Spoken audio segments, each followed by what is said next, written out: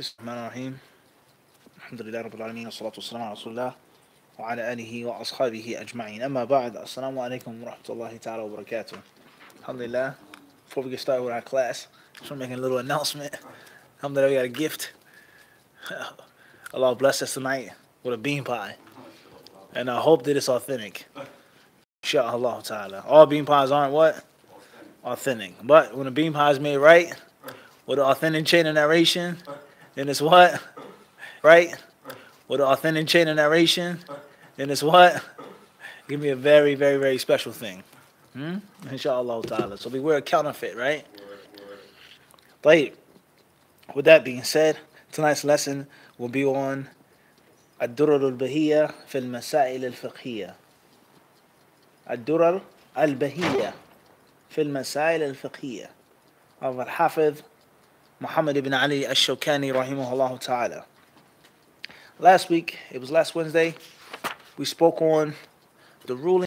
Last week, it was last Wednesday, we spoke on the rulings of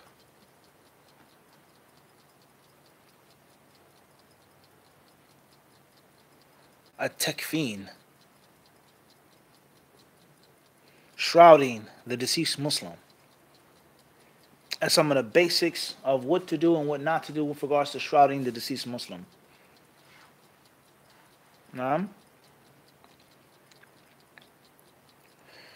About its ruling, from where is the money or the wealth to be taken from, or from where is it to be taken? Who pays for the kafan, the shrouding? What is the ruling on having extra wrapping or extra layers? Guys in the battlefield, how is he to be shrouded? Is he to be shrouded in separate clothes? And with regards to perfuming the actual shroud, the kafan itself. We spoke about that last week in detail. The section that we mentioned tonight, the author says, Faslun fi salati alayhi, praying over the deceased. Making the salah over the mayyit, praying over the mayyit. As we've explained in the beginning of the chapter, Kitab al-Janaiz, or Bab Salatul Janaza. There are many things that pertain to the subject of Janaza besides prayer, such as washing, such as shrouding, such as burying, such as debts, collecting them, receiving them, such as breaking down his or her wealth, what they leave behind, their estate, their inheritance, their legacy, their will. So why do the ulama of Islam, most of them, or if not most of them, at least many of them, if not most of them, call it Salatul Janazah or Salatul Janaz, the prayer of the Janazah, the funeral prayer? And why do they put the Janazah right after Kitab al-Salah? We're talking about being a student of knowledge and also just being a studious layman Muslim. You understand that the study of Islamic jurisprudence, the study of fiqh, is like a dictionary or an almanac or any type of book that's ordered or arranged in a certain way. Whether it's from A to Z, whether it's numbered, whether it's based off of dates, places, etc. A book that has an order. And the simplest, easiest way is alphabetically. So we have a catalog from A to Z. So when we talk about what you can and cannot do, what you should and should not do, who can you marry? Can you marry your cousin in Islam? What's permissible for a husband and wife to enjoy with regards to intimacy and intercourse? What they can and cannot do? Is this halal? Is that haram? What happens if you get a divorce? How do you get divorced? Does a woman divorce herself? Can a husband divorce his wife like this, like that? Child custody, breastfeeding, suckling, all of these different rulings.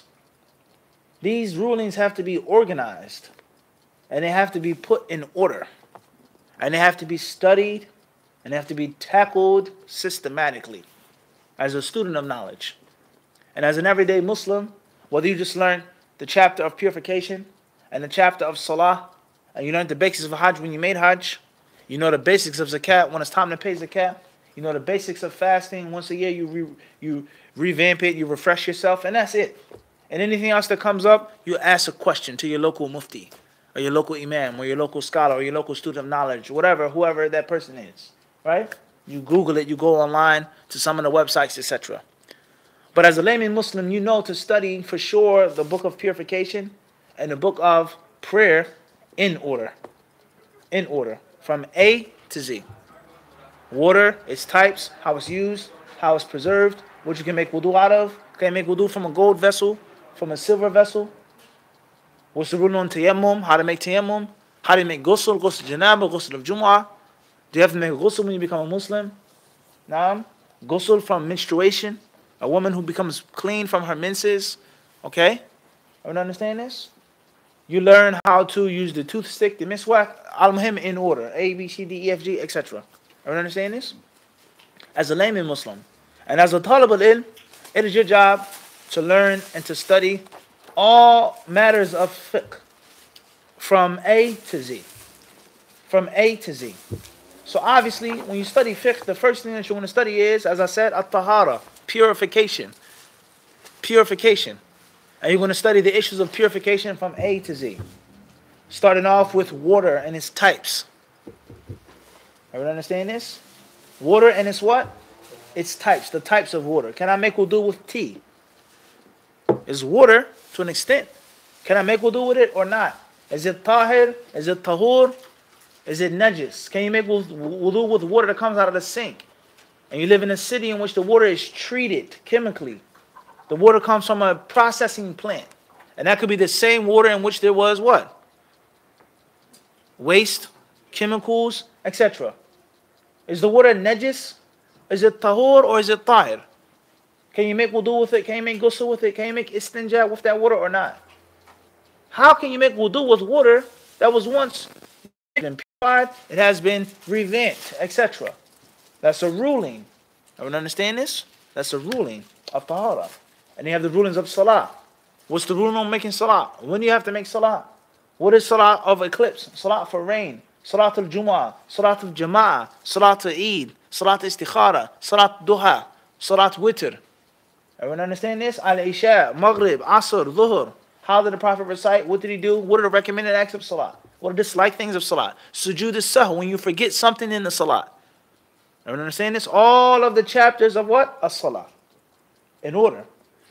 And then afterwards, whatever madhab you're studying, or whatever form you're studying, or whatever system that you're approaching through fiqh, you're going to notice that it's tahara, salah, and then the third book is al-janaiz, funerals.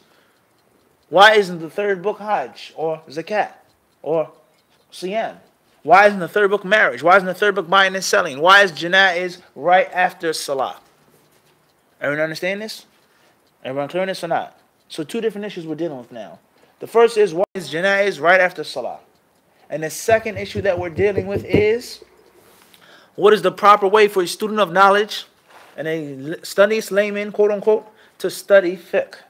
Even if you don't know every single issue, or you haven't memorized every single issue, or you don't know every single dalil or proof or hadith, but you know the catalog of fiqh. You know the what? The catalog of fiqh. In your head, from A to what? Z. And you've passed by it. Even if it's a quick, simple passing. Everyone understand this? Everybody clear on this or not? Like I just mentioned, how many people think about making wudu from a sink or a faucet that comes from waste and water which is filthy? Did you ever think about that? What's the ruling on that? Is it permissible for Muslims to make wudu from running water? That wasn't the water that the Prophet ﷺ had in his time. Nor was it the water that he used, nor was it the water that he allowed the companions to use. Everyone clear on this or not? That's not water that's coming from the sky. It's not water from Bahr, the sea. It's water that's najis. And then it goes back to a pure state. What's the ruling on that? You won't necessarily think about it. And the question won't even come to your mind if you haven't studied fiqh systematically as a catalog. Because the first thing that you want to study is water and its what? Types. And when does the water change? Its taste, its color, its smell, how much of the thing is in it. And you would know from studying fiqh systematically that there's an issue of making wudu with this water. The majority of this matter or the substance in this cup is what? It's water. Whatever question, or however you break it down. But it's so much tea in it, or lemon, or sugar, or honey, or whatever else is in it, it's no longer called what? Water. It's no longer called water. So if some of this spills on my clothes here, do I have to wash my shirt now? Do I have to wash this hoodie? Is it najis? Can I make salah in this and I have spilled tea on my sleeve? Is it najis? It's not necessarily najis because nothing in the cup is najis. But doesn't mean I can make wudu with it. Can I make istinja with it? Everyone understand this? So how many types of water are there? Is there 3 types or are there 3 types? Tahir, tahur, or tahur, tahir, and najis? Or just 2? Tahur or najis? Everyone understand this? And the 3rd type is not even a real 3rd type. You have to study that in order. In what? In order. And then you have the concept of mutanajis. Water that was once clean, now it became impure. Hakada. So why is Kitab al-Janaz the 3rd book after Salah? And there are many other things that pertain to the janazah that have nothing to do with Salah, such as ghusl. Why isn't Kitab al-Tahara in the book of Tahara? Everyone understand this? From the rulings of the janazah is to do what? It's to wash the body, make a ghusl of the body. So why isn't it in the first, after the first chapter, before Salah? And the ghusl of the janazah comes before the actual what? Prayer. So wouldn't it make sense to put the janazah right after tahara, before salah? But that's not how they did it. They put it after the salah. And one of the reasons was the nobility of the prayer. Sharaf al-salah. The nobility of the salah. And if their salah is mentioned in anything or a part of a thing, then it automatically dominates that whole thing. It automatically does what? Dominates the concept. So, Salatul Janazah is only an aspect, a part of the whole concept of the dead. But it is automatically attributed to Salah. And it comes after the Salah, and it's an actual type of what? Salah. Everyone understand this? Because the prayer is so noble. Everyone understand this? So that's one issue. And this applies to when you're studying Bulugh al-Maram, reading Sahih Bukhari, Sahih Muslim, reading this book, studying this Hanafi book. Everyone understand this? And also applies to the Talib al-Ilm and studying systematically. And in reality, there are brothers who have graduated from universities, brothers who have studied overseas, and they've never ever studied fiqh systematically. Not once. Did they sit down and take at least one small fiqh book and study it from cover to cover? By themselves or with an alim or a teacher. This is a reality. They've never studied it systematically. Rather, I sat in this class, which was Kitab al-Salah from Bukhari. Then I sat in this class, which was Kitab al-Tahara from Bulugh al-Maram. And I heard this class, which was Sunan Abi Dawood, the Kitab al-Sunnah. And then I read a fatwa of Shaykh al-Albani with regards to wiping over the khimar. And another fatwa when Shaykh said that women can't pray with socks on, because socks are tight. And a woman's hijab is not supposed to be what? Tight. Her garment has to cover her feet, and she can't wear tight socks. You understand this? My socks are what? Tight or loose? You can see the shape of my feet. Mufti has skinny feet, skinny toes, long toes. A woman's garment has to be what? Covered everything. And I read another fatwa of Shaykh Uthaymeen saying that the niqab is obligatory. And then you have a scattered collage of stuff. And you've never studied anything what? From A to Z. Everyone understand this? It's a huge difference now. And what is that going to lead to with regards to the general person? He's not going to teach no fiqh class because he can't teach fiqh class. He's going to translate something. A book that was written for students of knowledge. A book that was written for someone who speaks Arabic. A book that was written in the 6th century. For people who lived in the what? 6th century. And there's going to be misguidance. And people want to cling and clutch to one view. Oh, you can't pray like this. The sutra has to be like this. You can't move in front of the body. Your hands have to go up like this. No, you can't go down on your knees first. There's going to be a messy mix of stuff. Like today. Instead of someone actually studying the systematic way of fiqh. And with the study of the systematic, the books, or the systematic study, I also went to this class and that class, and I heard this. You take the scattered stuff and you put it with the formal stuff. Everyone understand this? And then after I studied one book of fiqh, then I studied another book, which is bigger.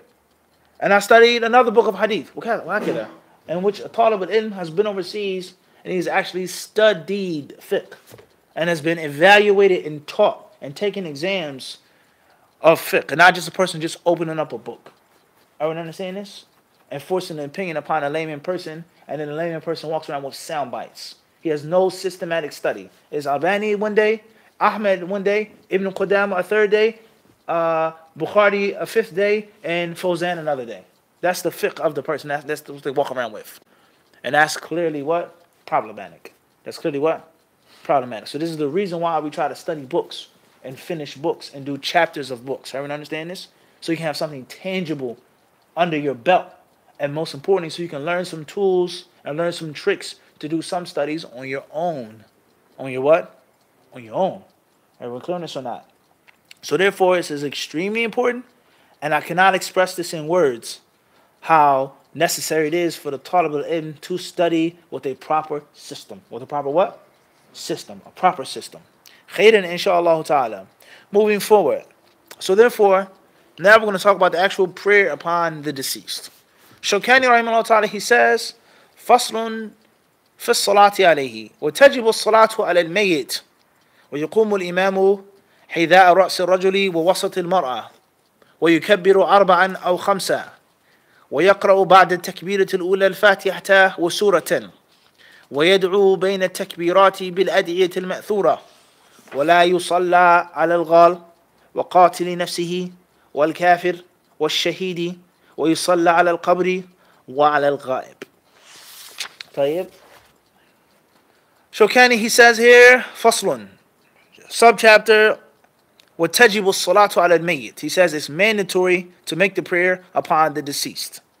The first ruling of the chapter is that Salatul Janazah is what? Only recommended. Is what? Tajibu. It must be done. So that's the madhab of Shawkani rahimahullah. That is his opinion, his view, is that it must be done. What's meant by وَتَجِبُ? Fard ayn and fard kifaya. Is it an obligation upon each and every single Muslim? Or the Muslims as a whole? In other words, there's a janazah today, or there was a janazah today, or yesterday, or tomorrow, whatever. Does everybody have to go who has the ability? Or only a patch of believers? Enough believers to suffice. Are you understanding this? Is the janazah brought into the masjid right now? Does everyone have to get up and pray over him? Or just 3 brothers, or 5 brothers? The virtue of making the janazah, the superiority of making the janazah, the virtue of helping out your brother, making dua for your brother, the hadith of Abdullah ibn Abbas about the 40 men who pray over a Muslim, Allah accepting their intercession. But that has nothing to do with whether it is what? Obligatory. Do I get sin if I remain teaching my class when the janazah is being prayed? So the author says it's mandatory for the janazah to be made and to be done. The salah, yani. And it says here in the footnotes, A, wujuban kifaiyan, kama nabbaha ilayhi fid darari. He says it is only an obligation upon the community as a whole. Kifaya, and not ayn. You know, there are 2 types of obligation, or 2 levels, fard ayn and fard kifaya. That which everyone has to do, and that which some people have to do. Nah? As is well known. Everyone doesn't have to be an imam and a scholar of the religion. That knowledge is mandatory upon a few people from the community. 1 or 2, 3, whoever. Al-Muhim, there's sufficient amount. Now, if the imam or the scholar or the reciter is sick, the people aren't just lost. No one can lead the salat. No one can teach the class. No one can do the Jummah. Someone else. So we have 3 or 4 brothers that are knowledgeable, that are learning. Right? But it is other types of knowledge or other levels of knowledge which every Muslim must learn. The basics, the rudiments, the fundaments of the deen. Every Muslim has to learn these things. And it isn't, I just ask a scholar or a sheikh. No, you must learn the basics of your religion. Everyone clear on this or not? So it says here that in the sharh, the author, Shawkani rahimahullah ta'ala, he made a sharh to his own book. Ad-Durar al-Bahiyyah, sharh, Ad-Durar al-Bahiyyah. He made an explanation of his own book in which he decompressed the compressed book. Because a fiqh metin, especially for a beginner, is supposed to be what? Compressed, condensed, crunched. It's not supposed to be, it's supposed to be crunched together. Small, light, nimble. And then it's broken down. Everyone understand this? Everyone got this or not? So if you're studying a book on a salah, or on aqidah, or on hadith science as a beginner, and it's this big, long, extensive set of lectures, that's a no-no. For a student of knowledge and a layman, you want to study something which is small, simple, and easy as a beginner. And we know that the mutuns are made to be stepping stones. Stepping stones. That's it. You study it, you learn the basics, then after that you do what? You discard it. It's no good anymore. You move on to the next book and you do what? You discard it. Until you keep moving, until you have your final opinion on the issue. You learn the form, but you seek the what? Formless. And it isn't supposed to be studying a method for 10, 20 years. We understand this? When you want to teach that method, of course, you don't absolutely or discard it 100%. You have the ability to teach it. You want to translate it, you translate it. You have a summer camp that you're teaching, or your family or your children, you teach them. But you're not worshiping Allah Azza wa Jalla based off of that simple, basic method anymore. If you've been studying for many years, you're now supposed to have the ability to go to the Quran and Sunnah directly. It's obligatory to do this in a salah because of the dalil and the understanding of that dalil, and not because of this small method and fulan and shit. That's done. That's in the beginning of your studies. Everyone understand this? You don't need the ABCs when you grow up. You know them if you have to say them or teach them to somebody, but you don't need those nursery rhymes anymore if you're studying in college. If you're studying for a master's degree or a doctor's degree, if you're working somewhere as an engineer or an architect, you're not going back to the cat ran down the street with a hat and a bat, hooked on phonics. And the same applies to what? Islam. And it's ugly for a layman to behave like an expert scholar. And it's ugly for an expert scholar to behave like a layman. It's ugly for both of them. It's a sin for both of them. It's a black eye for both of them. For someone who has the ability to act like he doesn't have the ability. And someone who doesn't have the ability to behave like he what? Has the ability to be independent. So this is how you successfully study a metin. You read it. If it's to be memorized, you memorize it. You read the sharh, you have it taught to you, you evaluate it, and then you do what? Move on. Let's go on. The metin is nothing more but to get you into something bigger and larger. Everyone understand this? And this applies to all of the sciences. Applies to what? All of the sciences. Everybody clear on this? Khairan, inshallah. So he says that the janazah, the prayer over the janazah is obligatory, it's mandatory. And he says, it says in the footnotes that it's fard kifaya, not fard ayn. What's the dalil for this? What's the proof from the sunnah that you have to pray over the janazah? The author did not what? Mention it. Because that's not the purpose right here, is to mention the dalil. The purpose is to give you a simple, basic outline in your head. Keep you moving, one by one, swift. Everyone understands this? And condensed. The sharh is a what? Different story. Everyone clear on this or not? Moving forward, he then says, speaking about type, so it's obligatory to make the salah of the janazah as if a questioner asks, وَكَيْفَ نُصَلِّي عَلَى الْمَيِّتِ? How do we pray over him? He explains this by saying, وَيَقُومُ الْإِمَامُ, and the imam is to stand at the head of the man and at the mid-torso of the woman. At the head of the man and the belly or the abdomen of the woman. Is this obligatory to do this or just sunnah? If a man stood at the feet of the woman or the feet of the man, would the janazah still be valid or be invalid? That's a branch away from the asl. The asl is that this is what should be done. Is that when the body is brought, this is the head of the man, the imam should stand here. And if there's a woman, then the imam should stand what? Here. Everyone understand this? What is the hikmah behind this? Why is there a difference between the two? Women are unequal to men even at the time of death? Body parts. Okay? What else would be a reason?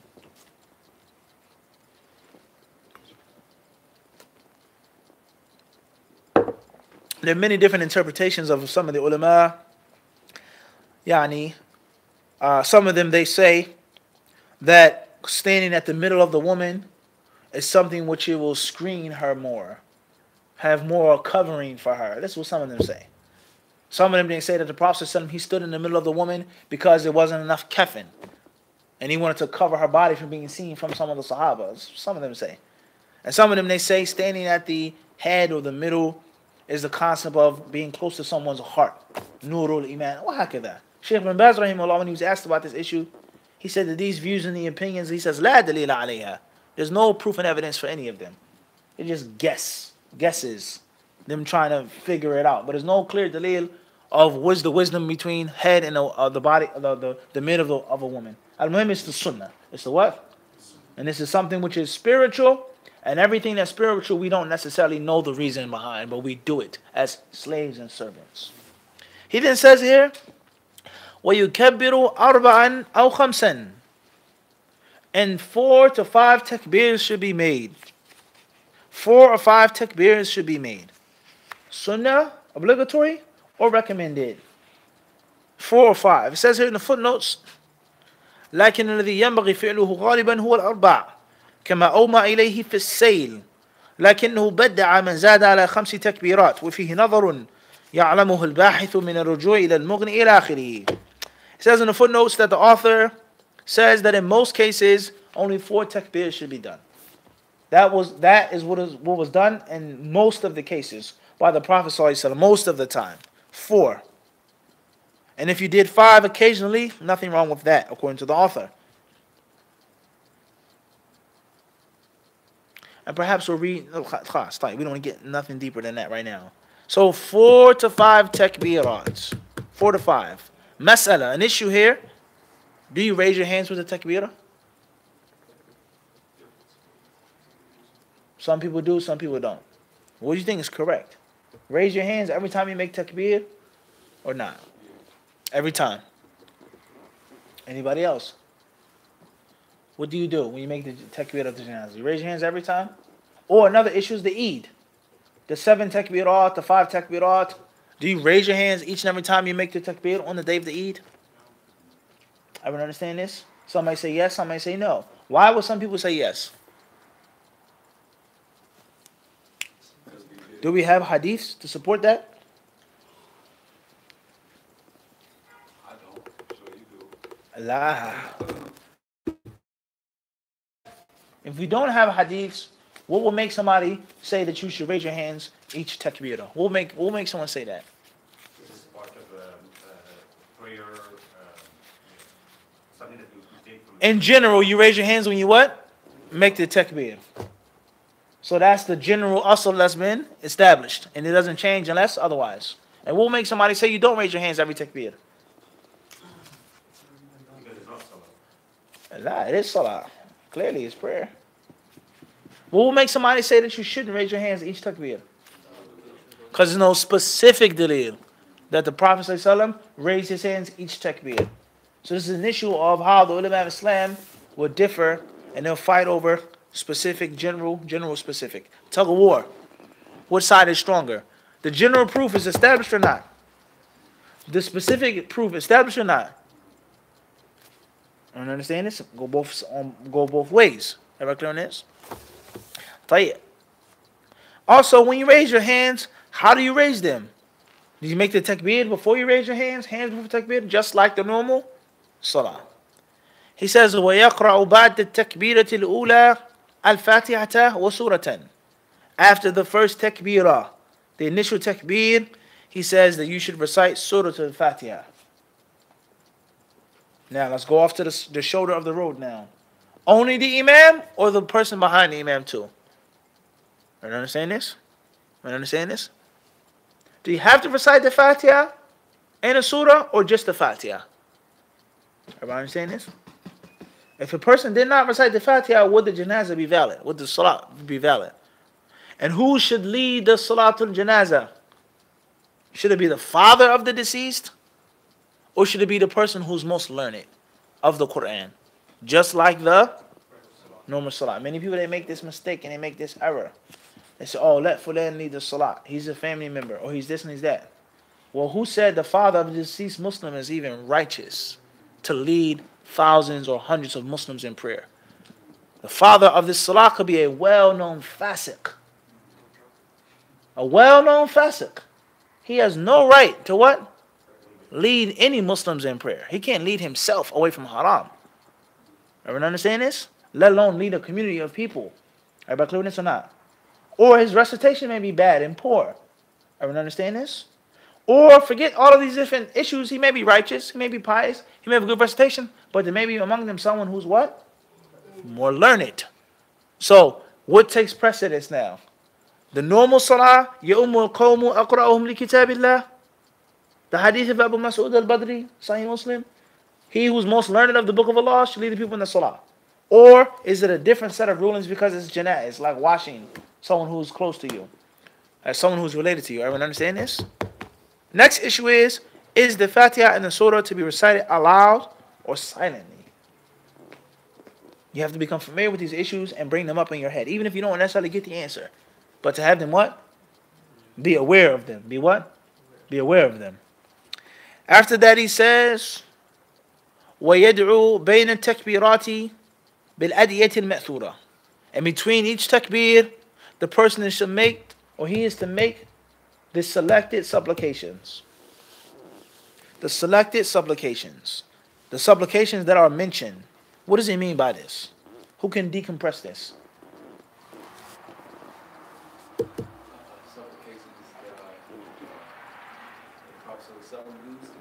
That the Prophet ﷺ used in that occasion. That's a good starting point. What else though? Wa alaikum salam. So I have 4 takbirs or 5. The first takbir is what? Fatiha and a surah. How many takbirs you got left? 3 to 4. What do you say? What does he mean here? Bayn at-takbirat, between the takbirs. But how? A supplication each takbir? Or the same amount of supplications for each takbir? Understand my question? Which one? Alright, so we're trying to figure that out. For sure, we've learned from the author is that there are 4 to 5 takbirs. Allahu Akbar. Allahu Akbar. Allahu Akbar, right? So, the first takbir, after the first takbir, for sure, a person is going to recite the what? The Fatiha and the Surah, according to the author. He did Fatiha, like you read in another book. He said the Fatiha and a what? And a Surah. What's the deal for that? We're not getting into that right now. So, how many takbirs you have left after the first one? 3 to 4. So, what do you do in those 3 to 4 ones with regards to those prophetic supplications? Do you break them off? And the second rak'ah is one supplication? I mean the second takbirah. The third takbirah is a what? Wahakadha. Or all in one. And then you just finish making the takbirs. You understand the question now? After each takbir, you break it off. Alright, so hypothetically speaking, after the second takbir, what would the supplication be? Durud? What would you say, Sheikh? What's the durud? The dua of Ibrahim alayhi salatu wasalam. What's the rule on using cultural terms for Islamic concepts? I'm not trying to refute anybody. This is a serious issue here. It's much bigger than this. Like, you go to certain masjids, it says time for namaz. It says namaz time. Did you make namaz? I didn't make namaz. What's the ruling on you giving it a title or a term other than salah? Or salah. I gotta make salah, Rak. Huh? As we say. We don't say namaz. We say what? Subhanallah. Or even deeper in English. What's the rule on saying prayer? Or what's the rule on saying I got a bump? I got a bump. That's what they say in Philly. I never heard tap my head. That's a new one. I got a bump. You see what I'm saying to you? I want to get that. Or some brothers that say that asr. Get that asr in. I need that dhuhr. That zuhr. What is the ruling on this? What's the ruling on using a non-Arabic term for an Islamic concept in which you know the Arabic for? It's best to stay away from, he says. Is it haram for me to say namaz? Because I can clearly say salah. It depends on your audience. Because if you know the Arabic word, your audience will understand it. They will, the audience. But until when will you keep spoon-feeding the people to remain upon ignorance? Or rosa, right? They call it for fasting, right? I heard a brother say what? Rosa. Al-Muhim. Where does that come from? What is roja? Where does that come from? What's the asl of that? What's the foundation of that religion or culture? The concept is once you open up those doors, it can what? No, it can lead to you being like the mushrikeen. And a person refusing to relinquish their pagan roots.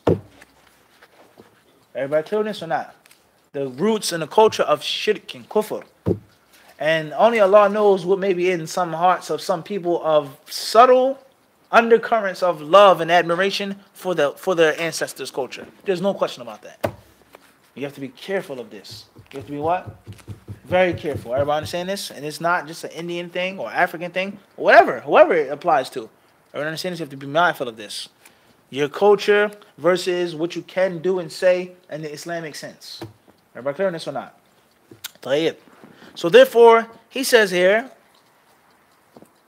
that a person should make the du'as that have been mentioned between the takbirat.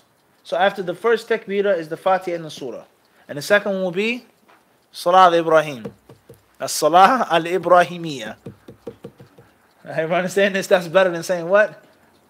Durud, huh? Uncle Akbar and Sister Bibi. Sahih? Tayyib. Right, Sheikh? Even Uncle Akbar's name is better. Tayyib. Al-Muhim. Then the third takbir, you would say what? Which is? For the mayyit, the deceased, the dead Muslim. Which will be what? What will be what? Allahumma aghfir lahu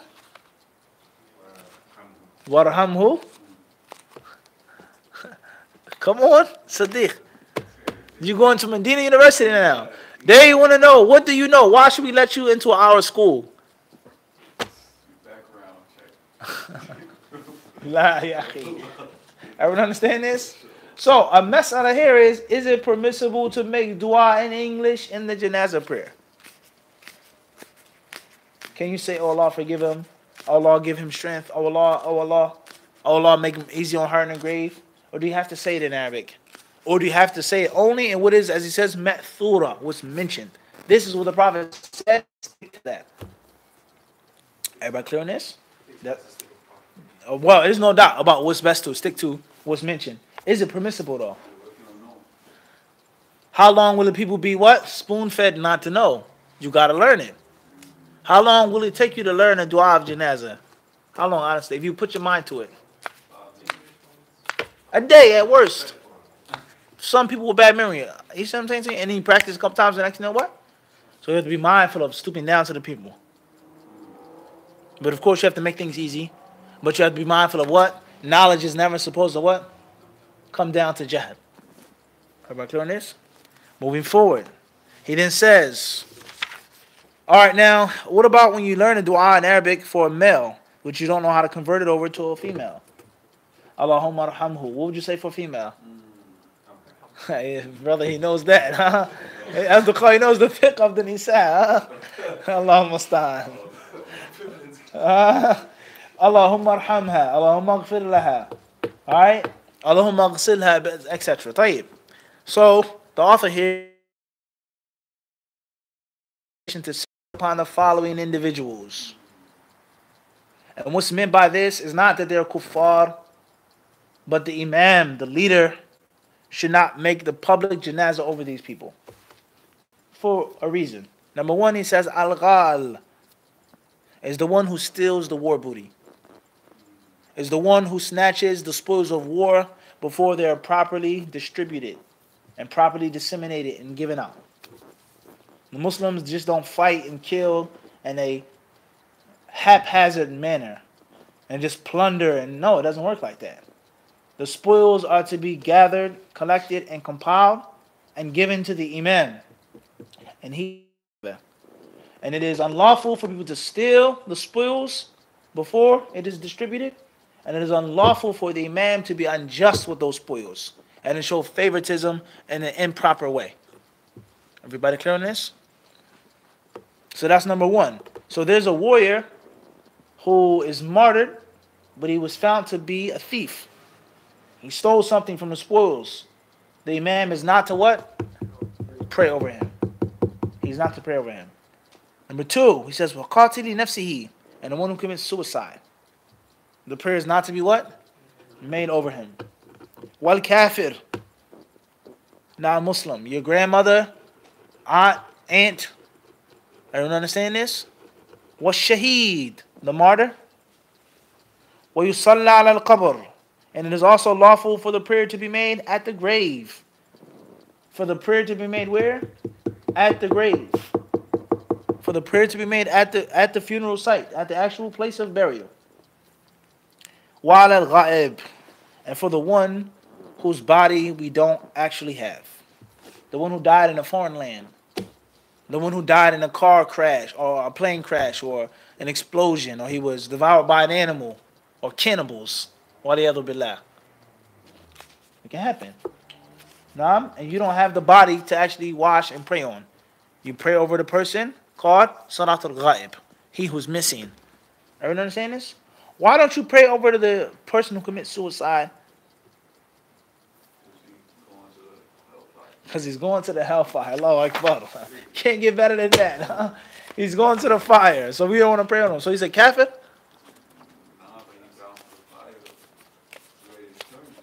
So we don't ask Allah for no forgiveness for him. It's already determined. It's a wrap. It's over. SubhanAllah.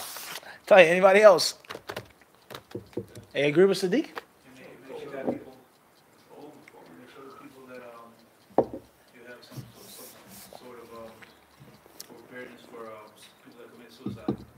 It's to be a means of deterring the people. Don't commit suicide. No one is going to sympathize or feel bad for you. Stay away from it. Who wouldn't want to have the Muslims pray over them? The righteous Imam pray over them. Everyone understand this? So it's a means of inhibiting the people from making suicide. Because suicide entails many negative, lack of patience, lack of respect for Allah, lack of implementing the clear instruction of the Sunnah not to kill yourself, no matter what you're going through. Everyone understand this? Tayyib. There is no euthanasia in Islam. Put someone out of their misery. Life and death, is in the hands of who? الَّذِي خَلَقَ الْمَوْتَ وَالْحَيَاةِ. He who created death and life. And we've read and explained this in the Lulu Marjan and Kitab al-Iman about suicide and hadith about suicide and the great warrior, Fadl Shaykh.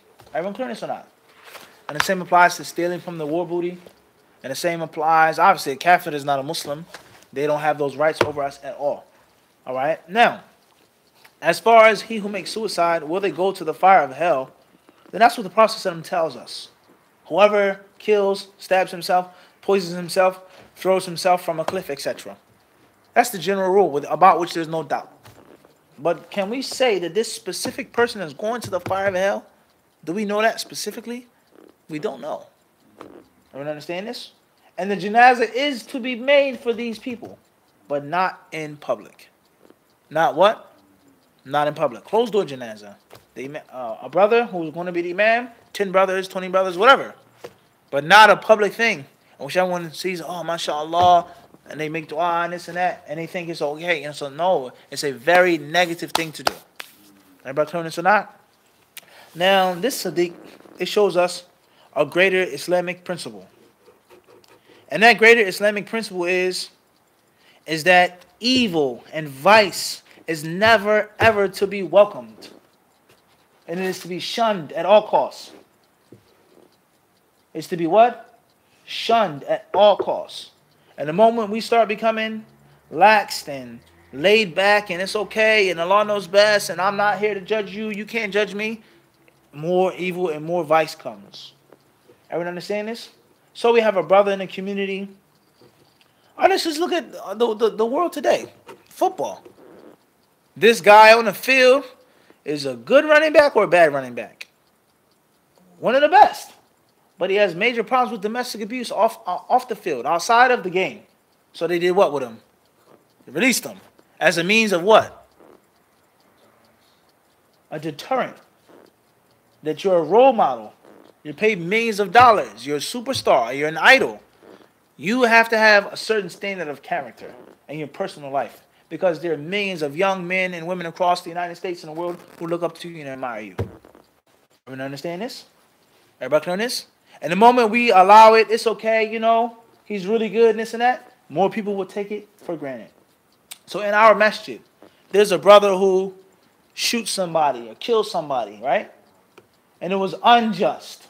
The police didn't get involved or he didn't get caught. It was unjust. We know it was what? It wasn't right what he did. What is our position to him? He used to be shunned. It's not okay. You're a murderer. You had no right to do what you did. It wasn't self-defense. It wasn't in the name of Islam. It wasn't someone trying to rape your wife. You made an act of unlawful and illegitimate aggression. Shunned. And not come close. Come eat with us. Nah, me'akhi. La. Or rapist. Or murder. Or pedophile. Everyone understand this? Or some other type of open public sinner. Everyone understand this? Some open public what? Sinner. And this is also another contradiction with regards to those who say, well, we're going to shun this person because he sits with Ahlul Bidah, or he sits with the Hizbis, or he went to this conference, so we want to shun him. But these fusak, drug dealers, rapists, murderers, known career criminals, they're what? In our entourage. Our entourage. Not they're in the match, they're in our what? Our entourage. We drive around together and hang out. And he's a well-known womanizer, a well-known drug dealer, a well-known woman beater, a well-known fasik to make zina and to talk about it and brag about it on social media. And he's that best friends with the Imam of the Masjid. Ishada. So Imam Ahmed wouldn't give salam to this mubtadi', but he would give salam to this fasik? Are you telling me that? You got to be joking, right? Everyone understand the games that people play here? Rather, the opposite is even more. Imam Ahmed would narrate from the mubtadi', but he would shun the what? The sinner. And not the opposite. And the ignorant fools who use statements like, the bid'ah is more beloved to Iblis. Inna al-bid'ata ahabu ila Iblis min al-ma'siyah. Which is a statement of Salaf. They made this statement. But what did they mean by that statement? That he who makes a sin knows that he's wrong. And alcohol is haram to drink. He knows this. And later he does something thinking that he's getting closer to Allah. So the chance of him coming back is not like the chances of the drunkard coming back. No doubt about that. But that does not mean that the Salaf as-Salih were easy and simple with public open sinners. And the person who made that statement was one who prayed all night, fasted every day, read the Quran, made Hajj, made Umrah, made Jihad, etc. Can you say that? So people, they take things that are convenient from the way of the Salaf, and they neglect things which are what? Inconvenient. Everyone understand this or not? So this is very dangerous. And the same applies to other issues today, such as LGBTQ. You have somebody in the masjid. He may not be a homosexual, but I said the brother is extremely feminine and soft. And he doesn't want to be a man. He doesn't want to try to act like a man. He doesn't want to fight himself. He just wants to be pleased with being feminine. Based off of this, we're to do what? Shun that brother. Because someone else is going to see him and say, okay, well, I have a little feminine tendency too. And then the third and the fourth, and the little kids see him, and next thing you know, it's okay to do it.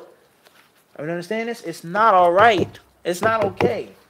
Everyone understand this? So if the Prophet ﷺ would not pray over these people, and he would tell others to pray over those people, then what about other crimes and sins and things that can become infectious?